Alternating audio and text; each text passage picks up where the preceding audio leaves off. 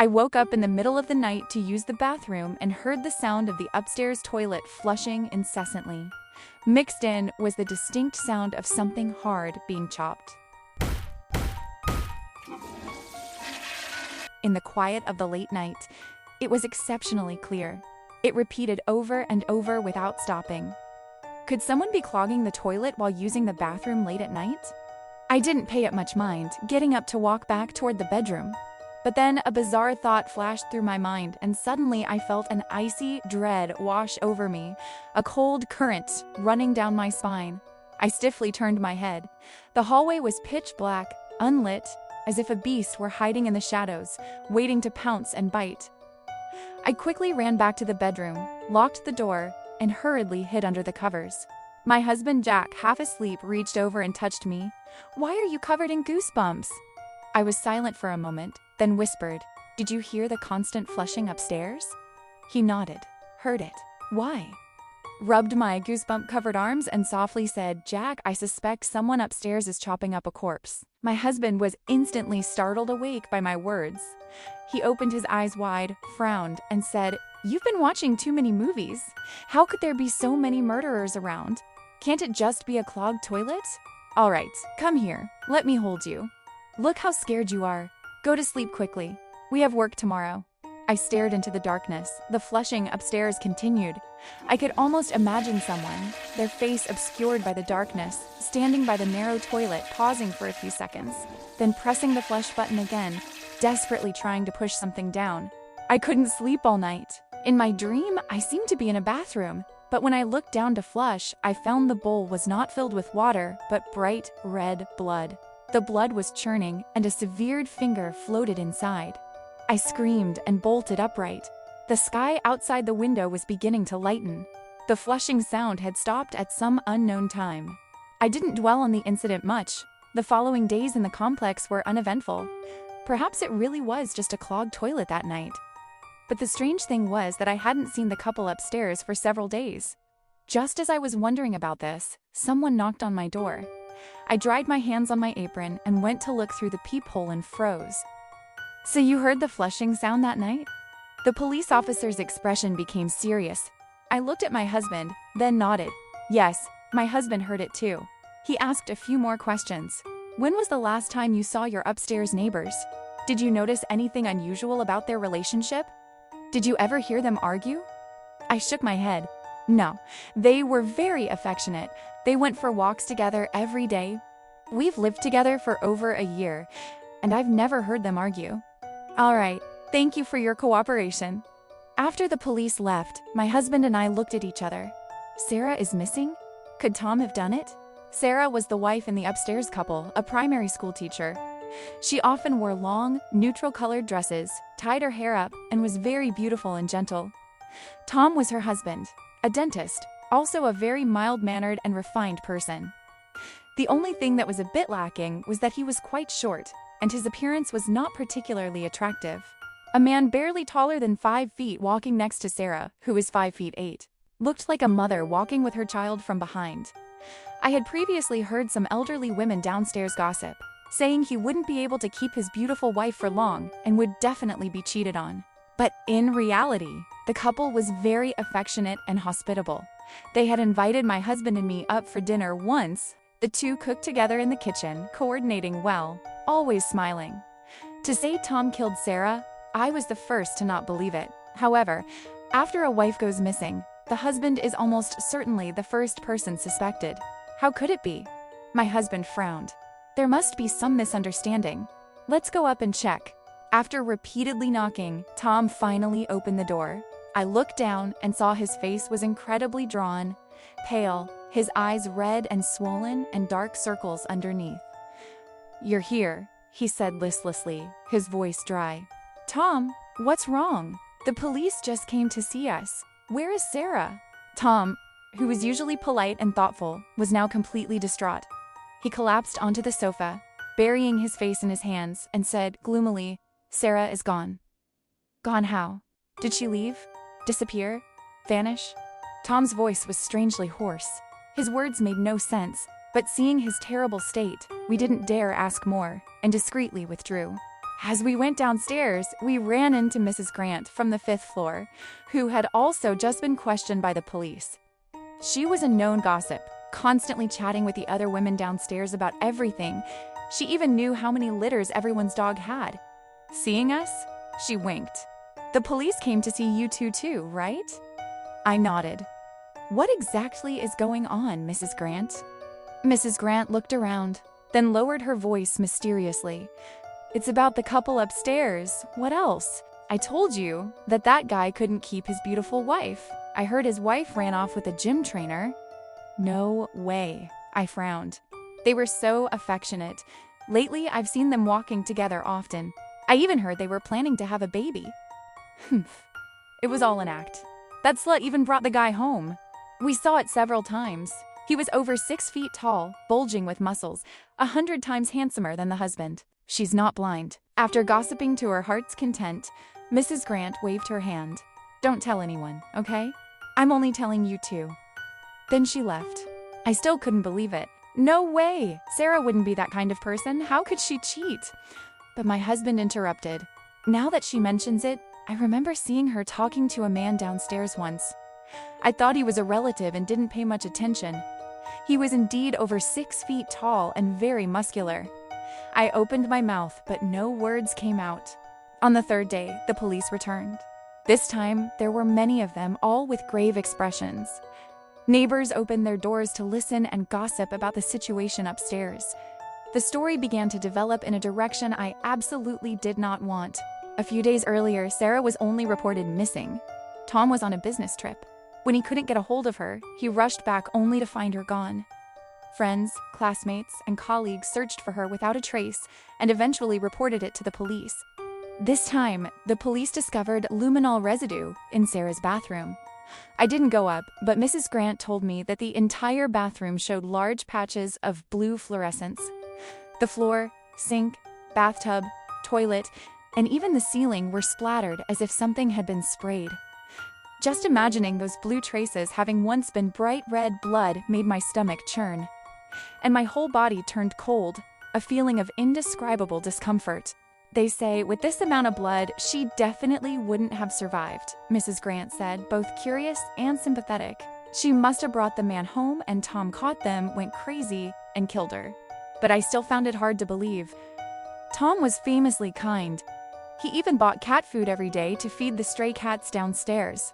Once, a security guard caught him and advised him not to bother. Those cats weren't friendly to people.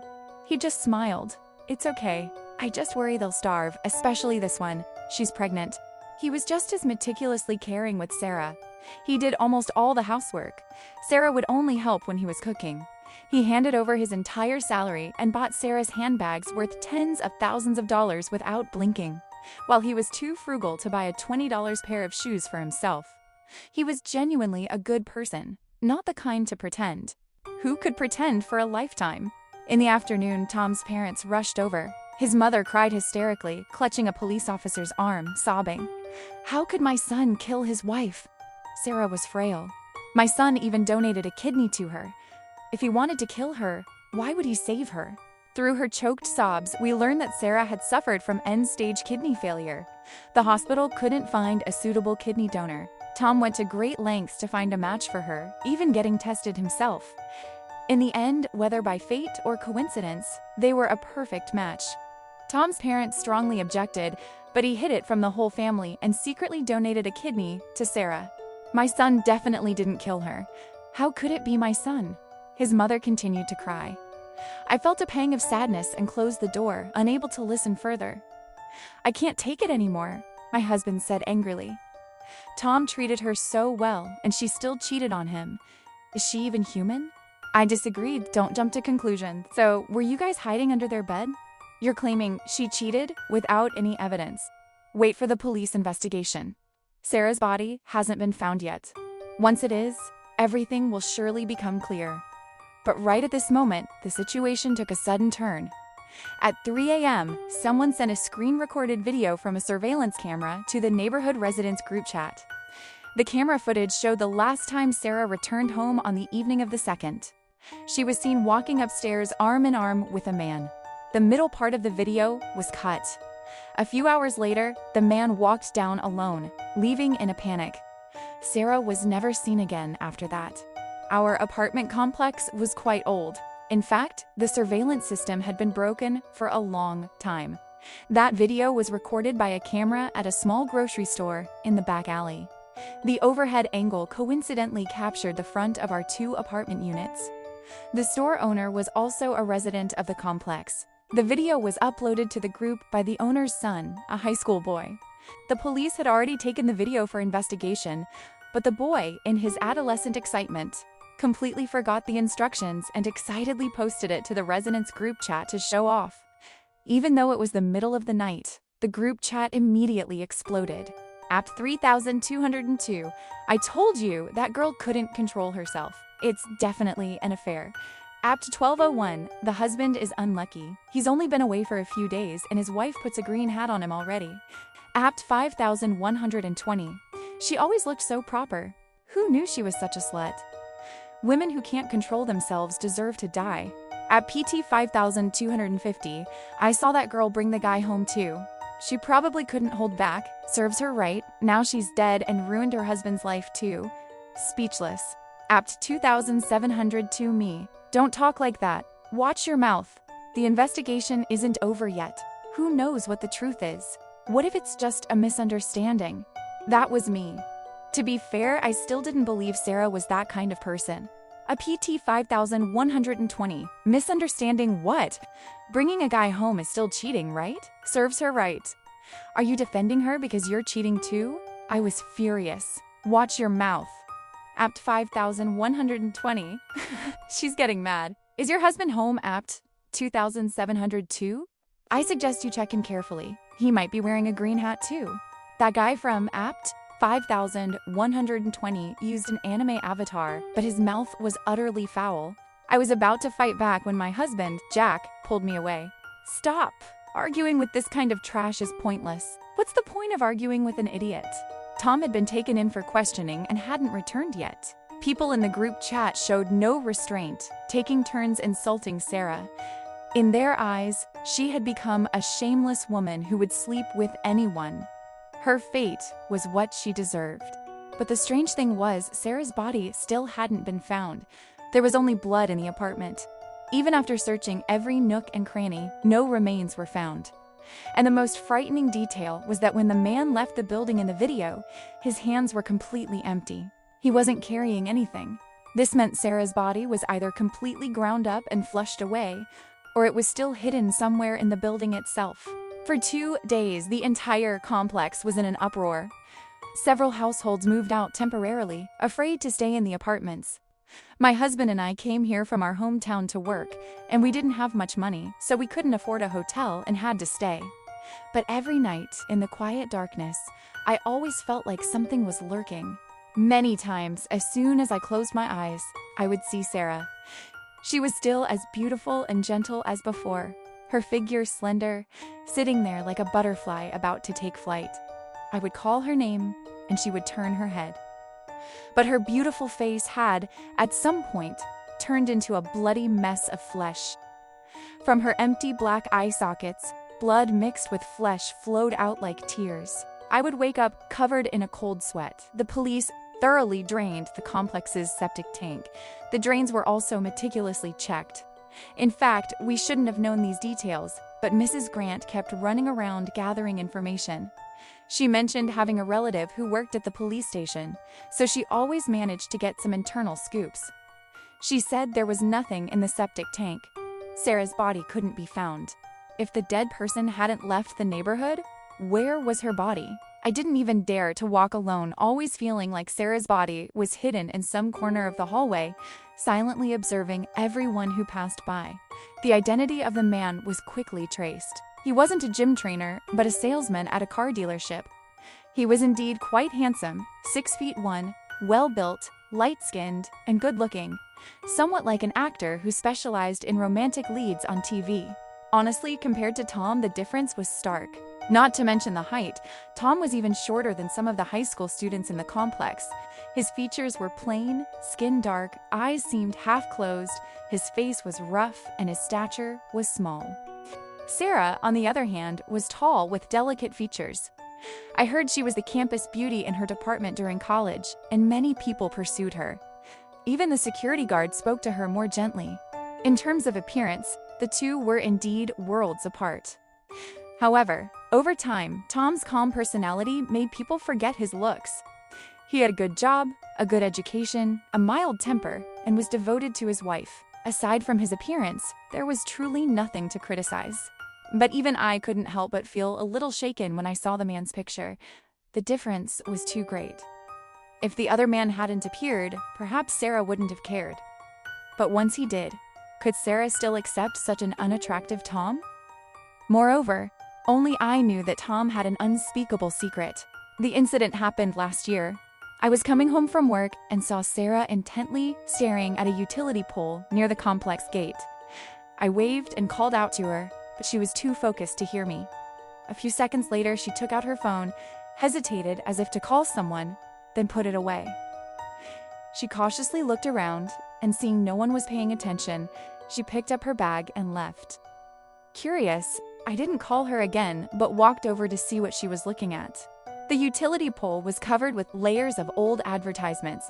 The top one was a flyer for a men's health clinic. It read, "Treating impotence, erectile dysfunction, effective in 1 session, fully cured in 3. I was stunned, covering my mouth. I never expected Tom to suffer from this. Seeing Sarah's hesitation just now, she seemed desperate to call the number but held back, perhaps fearing it was a scam.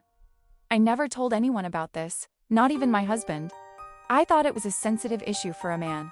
If it got out, it would be severely damaging, so I kept it a secret. But now I understood why Sarah might have cheated.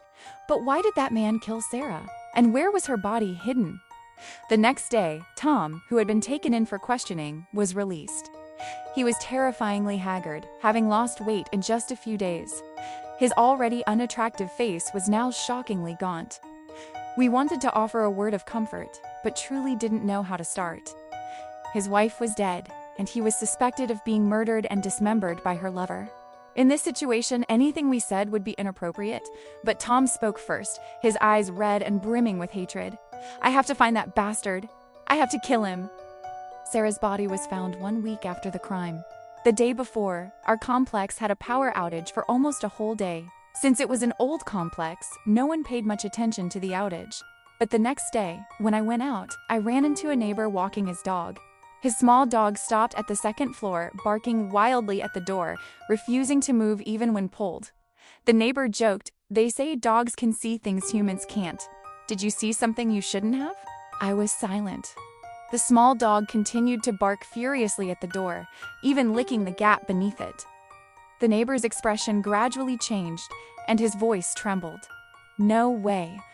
The second-floor family went abroad to see their newborn grandchild.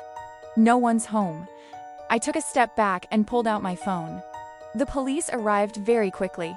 The owners were in the US tending to their new grandchild, so the whole family was away.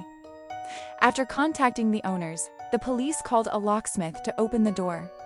A few minutes later, the door swung open, and a faint stench wafted through the air, like rotting meat.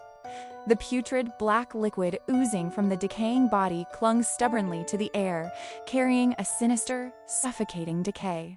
Following the stench, they reached the kitchen. The apartment was covered in dust, indicating the owners had been gone for a long time. That's why the clear footprints leading toward the refrigerator were so conspicuous. The small refrigerator, divided into a chiller and a freezer, was so overstuffed it couldn't be closed, leaving a slight gap. Dark, foul-smelling liquid was dripping from that gap. "Ugh!" Everyone fell silent. The neighbor and I simultaneously covered our mouths, staggered back a few steps, and rushed out to the hallway, retching uncontrollably. I vomited so hard I felt my liver turning inside out until all that was left was bitter bile. My eyes swam, and I struggled to breathe. Sarah, so beautiful and gentle. Sarah, who always smiled. I couldn't connect her to the rotting meat inside that refrigerator. No one expected Sarah's body to be found this way. I went home and continued to vomit until my husband comforted me a little. That guy must have known the second-floor apartment was empty.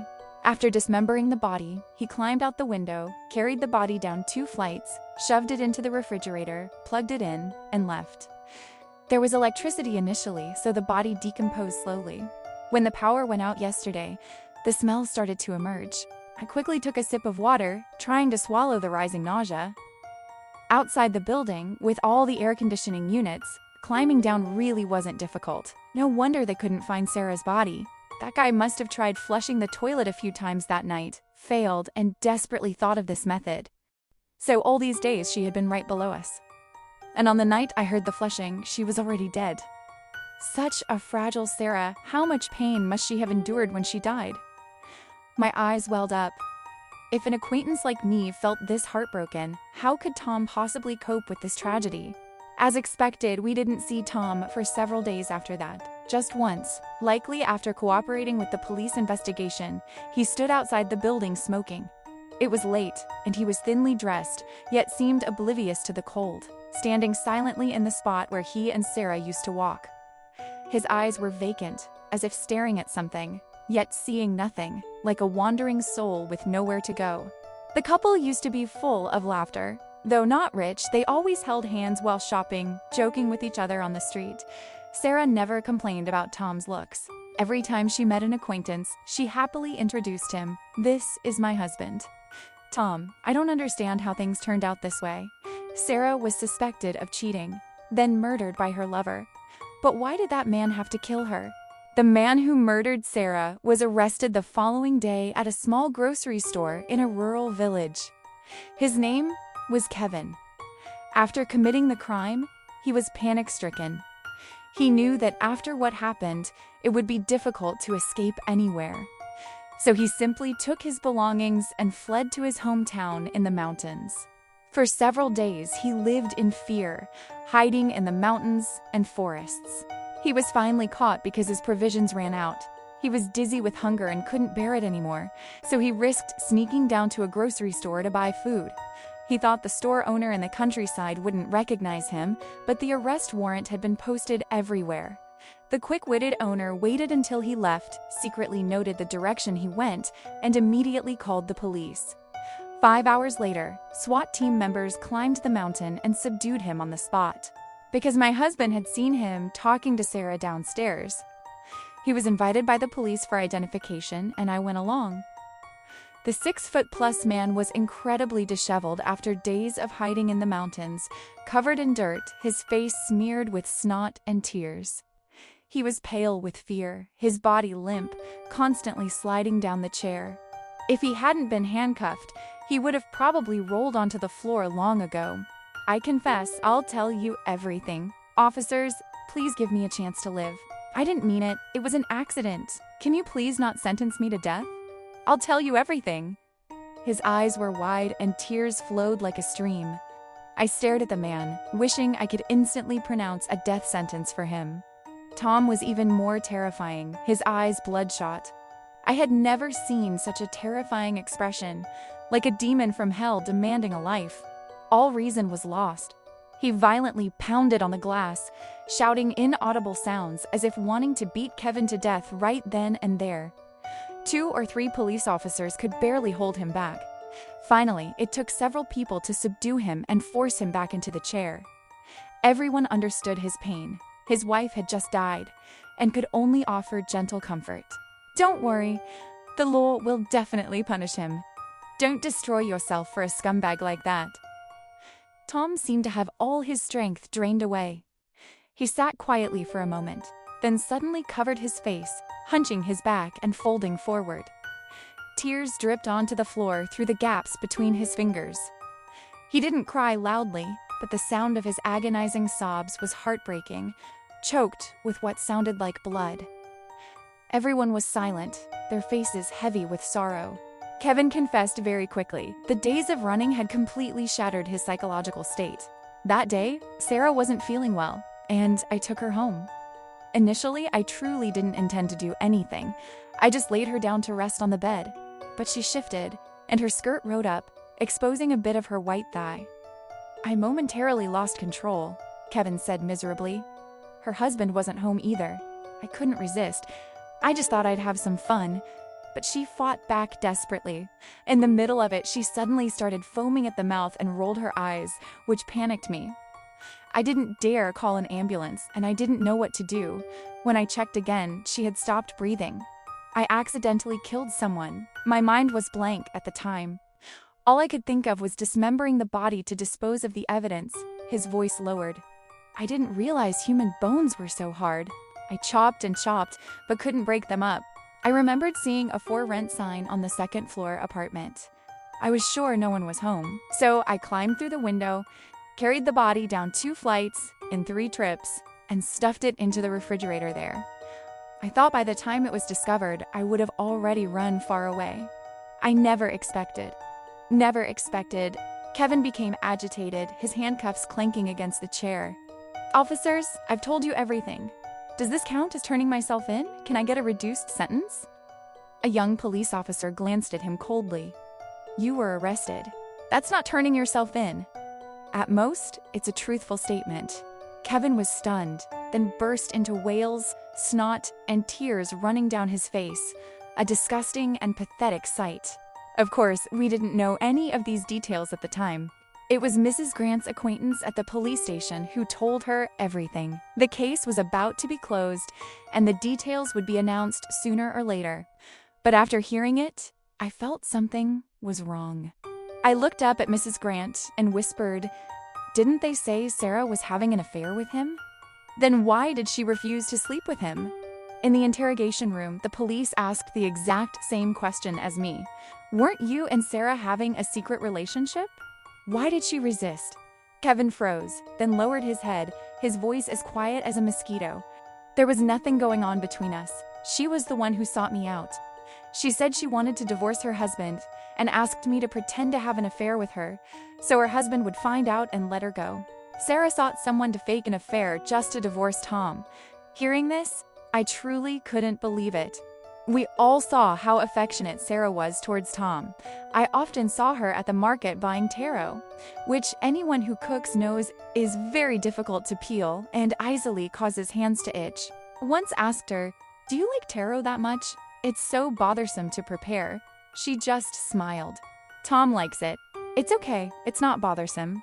At that time, I could see the genuine affection in her eyes, and Tom treated her so well, even giving her a kidney. After that, Tom couldn't do heavy labor, and his life would never be completely normal. Besides her parents, who else in the world would do that for her? Aside from his slightly unattractive appearance and his unspeakable issue in that regard, what else was there to criticize about Tom? Was that matter so important to a man? I pondered but couldn't understand. My husband was worried about Tom and invited him over for dinner. Tom hadn't eaten or slept for days, looking gaunt, his eye sockets dark as if he were on the verge of death. As neighbors, we felt deeply for him. We expected him to refuse, but he didn't say anything and actually came. My husband opened a can of beer and placed it in front of him. "Brother, we don't know what to say, just drink. Let everything stay in the beer." Tom stared blankly for a moment, then tilted his head back and finished the can in one gulp. The 2 men kept clinking cans, and soon an entire case of beer was gone. I discreetly retreated to the kitchen to prepare a few more dishes. But Tom didn't touch a single bite of food, nor did he say anything, like a soulless machine, his eyes vacant, mechanically pouring beer down his throat. On the 7th can, he suddenly spoke, his voice hoarse.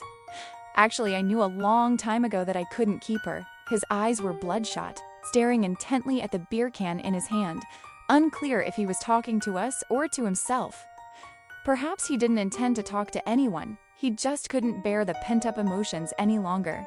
She was beautiful and excellent. What did I have? He always pretended not to care, but he knew what others said behind his back. He smiled, a smile more tragic than tears. I'm impotent." My husband stammered. "What?" Tom screamed. "I said I'm impotent. I know I couldn't give her what she needed, but if she wanted a divorce, she could have just told me directly. Why? Why did she have to do this? What did I do wrong to her? I even gave her a kidney. If she had asked, I would have even ripped out my heart for her." He was completely drunk. He alternated between using I and she, drinking so much that tears mixed with beer flowed from the corners of his eyes. Tom collapsed onto the floor, a wounded beast letting out one last moan. But when I gave her my heart, she still trod on it, turning it bloody. "Sarah, Sarah!" He cried like a dog abandoned by its owner, utterly pathetic. The next morning, Tom woke up as if he remembered nothing. He politely and mechanically said goodbye to me. I opened my mouth, trying to offer some weak comfort. "Don't be too sad. Talk to us if you need anything. You still have a long life ahead." He smiled, a stiff smile with no warmth. He said, "I don't have much time left." I didn't understand what Tom meant by "I don't have much time left." In the afternoon, the police returned, but this time they took Tom with them. Tom seemed to have anticipated this, offering no resistance, quietly allowing them to handcuff him and lead him into the police car. He didn't say a word from start to finish. We had no idea what was happening, and the police wouldn't disclose anything. Perhaps because too much had been suppressed in my heart these past few days. I felt a severe headache in the afternoon. Unable to sleep, I went to the hospital to get a specialist appointment. The doctor was the one Sarah had recommended the last time she had a headache. Tom wasn't home, so I had accompanied her to the hospital. She said this doctor was very good. The doctor examined me and gently said, "It's nothing serious. Have you been staying up late recently?" I nodded, yes. Lately, I can't help but think about Sarah's situation as soon as I close my eyes. How could I sleep well? I'll give you some mild sleeping pills. Take half a pill, half an hour, before bed each night. Don't take too much. Rest for a while and see. If it doesn't get better, come back. Thank you, doctor. I got up to leave. But the doctor suddenly called me back. "That pretty young woman who came with you last time." She frowned. "Is she all right?" I froze, not understanding what she was saying. "What is it?" the doctor asked. "Don't you know?" I still didn't understand. "Know what?" Seeing my ignorance, she immediately stopped talking, shaking her head and remaining silent no matter how much I pressed her. When I got home, my head was still buzzing from the doctor's words. Before I could figure anything out, I heard news that made my mind go blank. The autopsy report showed that Sarah died of heart failure, not natural causes, but due to using a large amount of ketamine, an anesthetic that led to acute heart failure. Initially, the police suspected Kevin was lying, thinking he had planned the murder by drugging her. No way. I absolutely did not give her drugs.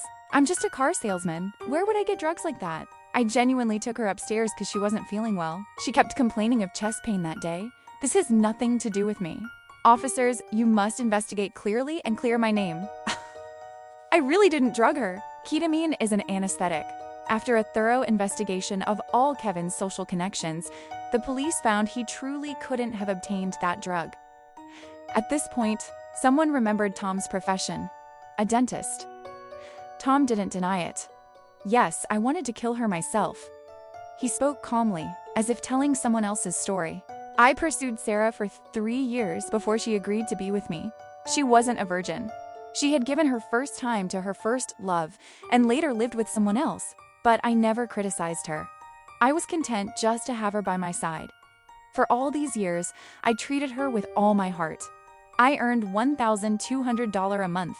I could eat instant noodles for a month until my mouth was full of ulcers, just to buy her a handbag. Later, she suffered from kidney failure, and when no suitable donor could be found, I went for testing. Everyone objected to me donating a kidney to her, but I insisted. I knew she was cheating. She and that guy didn't even try to hide it. Many neighbors saw her bring him home. I know what everyone called me behind my back. Weak, not a man, the cuckolded husband. I endured it all. But after I did all that, she still wanted a divorce. He laughed, a terrifyingly distorted smile that made his already unattractive face even more horrible. I couldn't let her be with someone else. If she wanted to leave me, she might as well die. I found someone to get the ketamine. I put it in her coffee, tea, and juice every day. She never suspected a thing and always drank it all. I thought I would have to wait a little longer, but I never expected. He suddenly stopped, lowered his head, and clenched his fists, his blue-tinged knuckles trembling uncontrollably. Tom made no defense for himself. He almost seemed eager for his punishment. meticulously recounting every detail of the crime. When I heard this, my whole body broke out in goosebumps. Outside the window, it was summer, and the cicadas were chirping incessantly. But I felt like I had fallen into an ice cellar, chilled to the core. I was already shocked to learn Sarah wanted a divorce. Now, knowing Tom was her killer, I was speechless. My mind was blank. I opened my mouth but couldn't utter a word. He loved Sarah so much, he didn't hesitate to donate a kidney to save her. Yet, just because she wanted a divorce, he didn't hesitate to kill her. During their seemingly happy months, he had been silently injecting poison into her, a little bit every day. It was utterly horrifying. I even felt that Sarah's corpse downstairs wasn't as terrifying as Tom himself. I sat motionless on the sofa. My husband, Jack, was also pale. You drank with him that day. Should you get checked out? He had invited a murderer into our house for a drink. Unbelievable. I was about to answer when there was a knock at the door.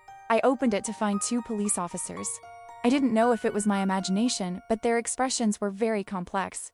What is it? I gripped the doorframe tightly. At this point, I thought nothing could surprise me anymore. The young police officer spoke. We found a time-delayed letter from Sarah's phone, addressed to you. We didn't think it was appropriate to destroy it, so after much thought, we decided to inform you beforehand, in case you receive it. He paused, frowning. Just pretend you haven't seen anything. I was stunned. What letter? What could Sarah possibly send me, and time delayed at that? They didn't say anything more, only that the time was approaching and I would know when it came. 3 months later, I received Sarah's time-delayed email. To Nancy, hello, if I'm still alive. When you read this letter, I probably won't be in this world anymore. I'm sorry to bother you again, but after thinking it over, Tom and I don't really have any close relatives or friends in this city. I'm forced to impose on you. 6 months ago, I was diagnosed with a brain tumor. The doctor said I only had 3 months left, but it seems God still had mercy on me. It's been over 2 months and I still feel fine. Perhaps the heavens pitied me and gave me more time to be with Tom. Even so, I know my time is limited and Tom loves me too much. If I pass away, he definitely won't be able to handle it. That's why I found someone to stage a play, planning to divorce him beforehand. There was no other way. He's so stubborn. When I had kidney failure, I desperately told him not to donate a kidney. Yet he secretly contacted the hospital and lied to me that they found a donor. During that surgery, the person in the bed next to me was him, the one who had his kidney removed to save me. Because of my illness, he has sacrificed too much. He could have had a happy family, lovely children, and a bright future. But because of me, his body is damaged and all his money is gone. If he knew I had this disease, he would surely sell the house, quit his job, and take me for treatment. But I know that would only postpone the inevitable. Selling the house and losing his job, he would be left with nothing. This is the only way I could think of. Nancy, Tom looks gentle, but he's very stubborn. After I'm gone, he definitely won't take care of himself and might even do something foolish. His parents are old. I couldn't think of anyone who could look after him. I can only ask you to help me care for him a little, advise him to eat, and stop him from doing anything foolish. Also, if possible, if he gets over this, could you introduce someone to him? He might not be handsome, but he is a genuinely good person who loves sincerely. Marrying him, you won't regret it. He is still young. He can't sacrifice his entire life for me. Nancy, thank you. I wish you and Jack health and peace. Goodbye, and be happy. Sarah. I read that letter for a long time, tears streaming uncontrollably onto my phone screen. Before my eyes, Sarah's gentle, beautiful smile seemed to appear again, waving at me. Goodbye! I didn't know what to feel, only that everything was ridiculous and cruel. She was about to die, yet all she could think about was how not to burden Tom. She wrote this letter in tears, deleting and rewriting it, only hoping I would care for the man she couldn't let go of. But she didn't know that the man she loved so selflessly was already planning to kill her while she was writing this letter. Whose fault was it, ultimately? Why did it end this way? I covered my face, letting the tears fall, finally breaking down into uncontrollable sobs. I took that letter to Tom. I don't know why the police hadn't shown him this letter before.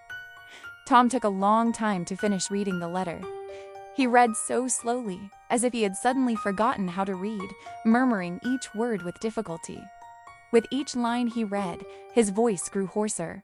When he read the 2 words Sarah, a trickle of blood appeared at the corner of his mouth, as if every word Sarah left behind was a knife, carving out his flesh and finally executing him through 1,000 cuts.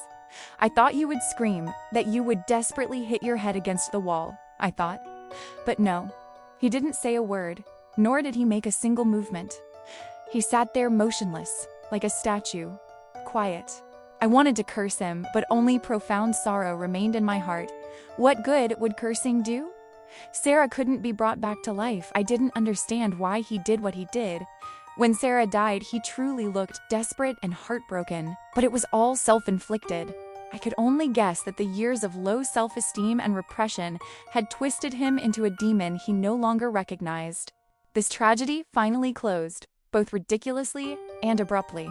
Tom did not commit suicide, nor did he appeal. During the trial, all of us involved were summoned to testify. The judge asked him, "Do you have anything else to say?" He only shook his head calmly. "No, I accept the verdict."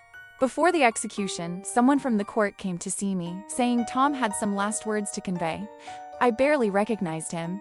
In just a few short days, Tom had become gaunt, like a moving skeleton, his skin clinging to his bones, incredibly wasted. His voice was completely ruined, dry as sandpaper scraping against a blackboard, leaving no trace of the gentle, refined man he once was. "Nancy, my bank card is in the bedside drawer. The password is 09407, Sarah's birthday. There is $10,000 in it. I can't arrange her funeral now. She was an orphan and has no other relatives. Please help me buy her a decent resting place. The rest is for you as a thank you."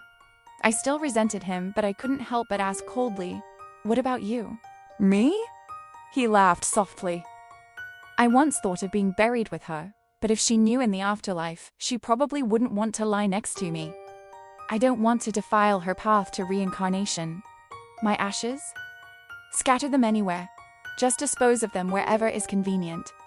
This is my last wish. Please, I ask this of you." I felt a slight catch in my throat. I wanted to tell him, "You damn well deserve to die. Didn't you kill her? Now you're putting on an act of devotion." But I thought, you're about to die anyway. Whatever I say won't matter. I finally managed a dry, "Got it." Then, I turned to walk away. Just as I was about to cross the doorway, Tom called out. He softly said, "Thank you."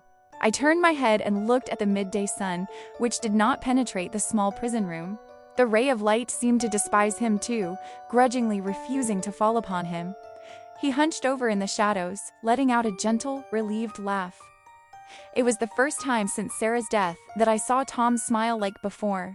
Not a forced or fake smile, but a peaceful, gentle one. The kind one used to see when he and Sarah walked hand in hand to the market. I silently turned and left. 3 days later, Tom was executed by firing squad. Just as he said, I didn't go to claim his body. I heard his parents claimed it. The elderly couple looked like they had aged 10 years overnight. Tom's mother even fainted on the spot. Tom had left a will in the detention center. I took the $10,000 from the card, added another $1,000 to round it up, and buried Sarah in a beautifully landscaped cemetery. In the summer, the trees were lush and the flowers were vibrant. Perhaps you would like it. On the day of the burial, I stood before Sarah's tombstone for a long time. The setting sun was soft, and the shimmering light reflected off the cold stone. Sarah's smile in the photo was the same as always, yet something I hadn't noticed before now seemed tinged with sadness. I wanted to say so much, but for some reason when I opened my mouth, it all caught in my throat. Finally, I placed the bouquet of white lilies she loved before the grave and quietly walked away. Perhaps there was truly nothing left to say. If Sarah were still alive and knew everything, she too would probably be speechless. This world was too cruel and ironic to her. All the suffering fell upon a single person like her. If she could choose, perhaps she wouldn't want to come to this life again. Sarah, I turned my head back and softly whispered the phrase I hadn't managed to say the day I read her letter. Goodbye.